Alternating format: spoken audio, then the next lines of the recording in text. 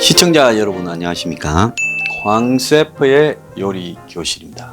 오늘 이야기하고 싶은 주제는 최근에 실물 경제, 즉 눈에 보이는 경제적인 활동과는 괴리된, 즉 분리된 실물 경제는 아주 나쁩니다. 요즘 투자도 잘 안 되고 소비도 잘 안 되고 또 수출도 잘 안 됩니다. 그런데 부동산 주식은 실물 경제와는 다르게 폭등을 하고 있습니다. 사상 처음으로 코스피 2600포인트로 가고 또 그것과는 별도로 3분기, 올해 3분기에 45조의 민간부채 증가가 있었습니다. 그래서 1682조의 가계부채가 지금 폭증하고 있고 이 가계부채 대부분은 주식이나 집을 산다고 돈을 빌리거나 안 그러면 살기가 어려워서 생활비로 빌린 걸로 짐작이 됩니다. 근데 부동산 가격이 정부의 30여 차례에 걸친 부동산 대책에도 불구하고 다시 또 폭등을 해가고 있습니다. 그래서 이제 전세금이 과거의 부동산 가격을 능가하는 수준이고 집값은 거의 서울 웬만한 지역은 2배가량 뛰어버리는 엄청난 현상이 벌어지고 전국 각 도시에 돌아가면서 투기 현상이 발생하고 있습니다. 그래서 실물 경제와 괴리된, 영어로는 이런 것이 커플링 하면 연결이 됐다는 거고 커플 반지처럼 디커플링 하면 괴리된, 분리된 주식과 부동산 가격의 폭등 언제까지 진행될 수 있을 것이냐, 계속 이렇게 갈 수 있다고 보느냐 하는 이야기가 오늘 제가 말하고자 하는 핵심입니다. 요즘 청년 세대들이 B2라고 해서 빚을 내어 주식을 사고 한국 주식을 사다가 이제 서학개미라고 미국 주식까지 사고 또 30대들이 온 돈을 끌어모아서 집에 지원을 받아서 집을 사는데 나서고 있다. 이런 이야기들이 난무하고 있습니다. 그런데 지금처럼 계속 주식 가격과 부동산 가격이 상승하면 모를까, 이게 어느 시점에서 꺼지게 되면 1682조나 되고 여기에 기업 부채, 정부 부채까지 합치면 5800조 원이 됩니다. 가계부채만 해도 세계 최고 수준 102%, 세계에서 한국보다 가계부채가 많은 나라가 없습니다. 그럼 이렇게 빚을 쌓아가면서 주식 부동산 가격이 올라가는 것이 정상적이냐, 나중에 후유증이 없을까 하는 부분이 우려가 나오고 있습니다.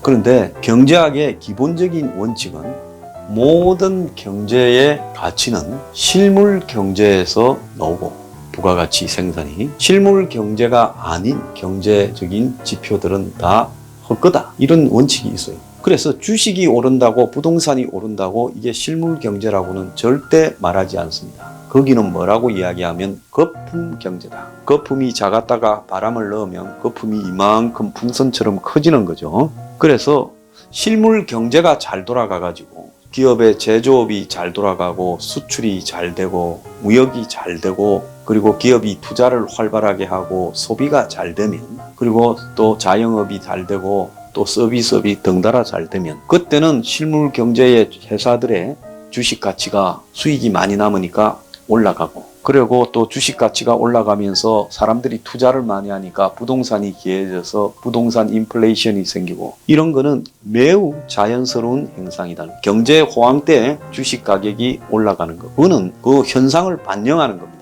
또 경제 호황 때 부동산 가격이 비싸지는 것도 현상을 반영하는 겁니다. 그런데 경제가 불황이라서 실제 경제에서 나오는 수입, 순수입은 아주 작고 실물 경제라고 이야기하는 제조업, 자영업, 서비스업 등에서 나오는 수익은 작아지고 거기에서 나오는 규모는 점점 농구공에서 야구공처럼 쪼그라들고 그런데 주식과 부동산만 거품이 생기면 어떻게 되겠습니까? 실물 경제는 밑으로 추락하고 주식과 부동산은 하늘로 올라가면서 이 간의 거리가 실물 경제와 주식 부동산 간의 거리가 멀어지게 되겠죠.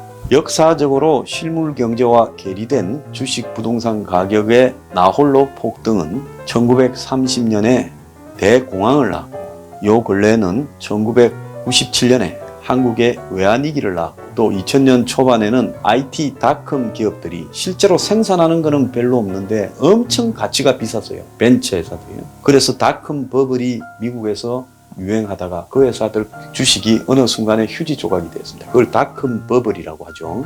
그리고 일본에서도 1990 1991년부터 시작된 한마디로 일본의 부동산 버블이 꺼지면서 일본이 잃어버린 30년, 지금까지 고생을 하고 있습니다. 또 가장 근래에는 서브프라임 모기지 론에 의한 미국의 금융위기, 그것도 미국의 실물 경제는 형편없는데 부동산에만 은행이 돈을 빌려줘가지고 사람들이 너나 없이 부동산을 사고, 그래서 신용이 안 되는 사람도 부동산을 사서 가격이 올라가고, 그러다가 어느 순간에 부동산 가격이 멈추면서 그때 은행들은 빌려준 돈을 회수될 때까지 기다리지 않고 금융상품으로 만들어서 또 팔아먹어버렸어요. 그러니까 그 근원이 되는 부동산 가격은 폭락했는데, 이게 꼬리에 꼬리를 물고 금융상품으로 구조화 상품이라고 하는데 이렇게 번져갔습니다. 그러니까 본 원천이 터져버리니까 당시에 모든 미국의 CDO부터 해서 ABS, MBS 같은 이런 주식들이 다 정권들이 엉망이 되어버렸습니다. CDS까지요. 그래서 미국의 금융위기가 터져버린 거죠.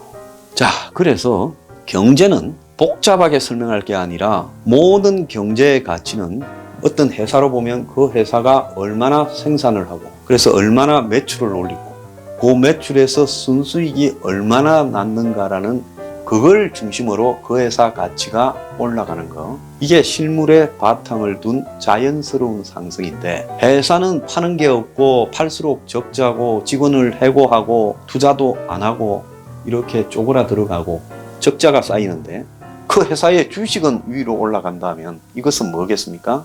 이것은 거품인 겁니다.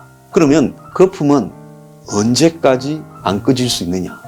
자, 여러분, 풍선을 하나를 가지고 불어보십시오. 점점 요만하던 게 요만해지고는 되지요. 근데 어느 순간이 가면 풍선이 고무가 견디지 못해서 뻥 하고 터져버리지 않습니까? 경제도 똑같은 거랍니다. 실물 경제가 호황이면서 그 주식이나 거기에 기반을 둔 부동산이 같이 올라가는 것은 문제가 없어요. 실물 경제는 내려가는데 주식과 부동산만 이렇게 올라가면 이거는 언젠가는 터진다는 겁니다. 자, 언제 터지느냐? 지금 한국이 올 초부터 외국인하고 기관이 한 45조쯤 돈을 빼가갔어요. 주식시장에서. 그런데 개인들이 40조쯤 털어넣었어요. 근데 최근에 50조가 넘는 돈들이 개인들이 주식시장에 다시 또 더 털어놓고 있습니다. 이게 주식시장에 화랑을 낳게 되고, 올라가니까 또 외국인 투자자들까지 다시 돌아왔어요. 그래서 이 부분을 이제 변명을 하기 위해서 코로나가 곧 이렇게 이제 백신이 만들어지고 치료제가 만들어지고 백신이 보급되기 시작하니까, 코로나가 사라지니까 경제가 이전으로 돌아가려고 그런다라고 이야기하는데, 알만한 사람들은 코로나 백신이 효과가 설사 있다 하더라도 경제가 쉽사리 쪼그라들었던 게 이전 상태처럼 정상으로 돌아가지 못한다는 겁니다. 그렇기 때문에 이전에는 그러면 경제가 좋았냐? 나빴지요. 그런데 사람들이 코로나를 겪으니까 코로나 이전에는 좋았던 걸로 생각하는데, 이전에도 세계 경제가 최악이었습니다. 그런데 코로나를 겪으면서 세계에 풀린 돈이 30경, 227조 달러, 30경이 넘는다고 합니다.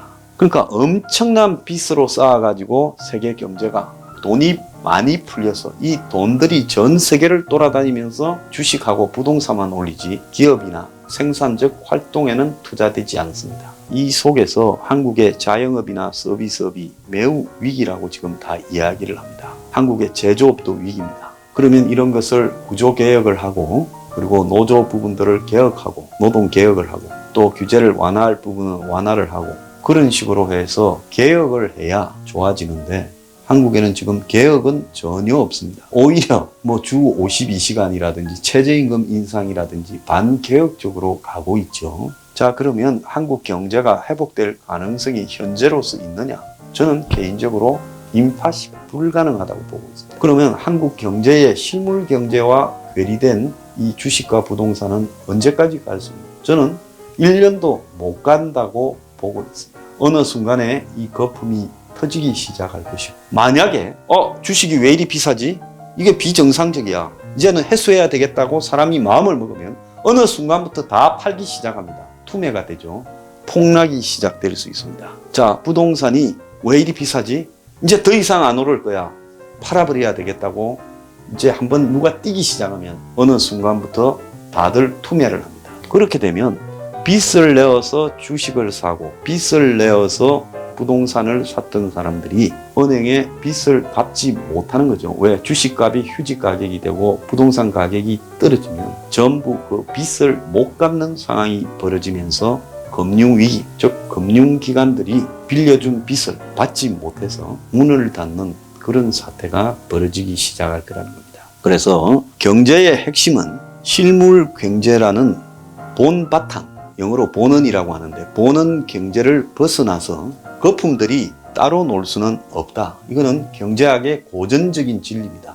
근데 이 진리를 모르고요, 따로 놀 수 있다고 생각하고 이걸 뻔히 아는 사람조차도 입을 다물고 아무 말을 안 하고 즐기고 있습니다. 그러면 어떻게 되냐? 순식간에 갑자기 터진다는 겁니다. 자, 이 방송을 듣는 현명한 사람들은 부동산과 주식의 거품이 꺼질 때를 대비해서 출구를 마련해야 되고요. 젊은 사람들은 영끌하다가 영혼을 지옥으로 끌고 가게 됩니다. 그래서 영끌이란 말 굉장히 위험하다.